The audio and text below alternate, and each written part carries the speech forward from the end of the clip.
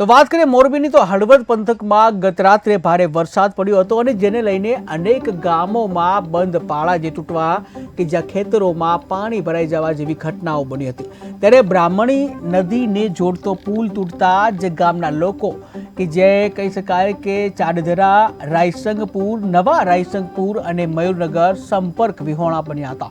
ત્યારે રસ્તો બંધ થવાના કારણે લોકો પરેશાન થયા હતા, જે તંત્રને અનેક વખત રજૂઆત કરવા છતાં આ કાન કરવામાં આવ્યા હતા। ત્યારે મીઠી નિંદર માણી રહ્યું હોવાનું જે ગ્રામજનો જે આક્ષેપ કર્યો છે કે જ્યાં તંત્ર નિંદ્રામાં હોય તેવા આક્ષેપ કરવામાં આવે છે। બાજુના ગામના વિદ્યાર્થીઓ પુલ તૂટવાથી નદીની પેલે પાર રહી ગયા, જ્યાં વરસાદથી જનજીવન પ્રભાવિત થયું છે।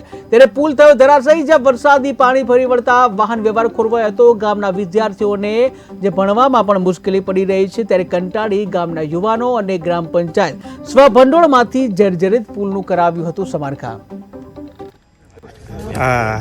ડેપ્યુટી એન્જિનિયર માર્ગ મકાન વિભાગ સ્ટેટ હળવદ।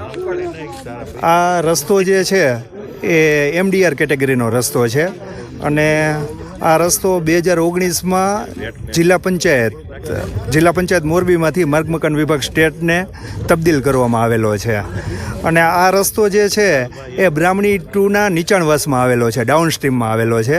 એટલે બ્રાહ્મણી 2માંથી વધારે પ્રમાણમાં પાણી છોડવામાં આવ્યું, એને લીધે આ રસ્તાનું થોડુંક ધોવાણ થયેલું છે, કોઝવેનું ધોવાણ થયેલું છે અને જેની કામગીરી 12 કલાકની અંદર તાત્કાલિક ચાલુ કરશું હવે, અને એનું પ્લાનિંગ કરી લીધું છે અમે લોકોએ।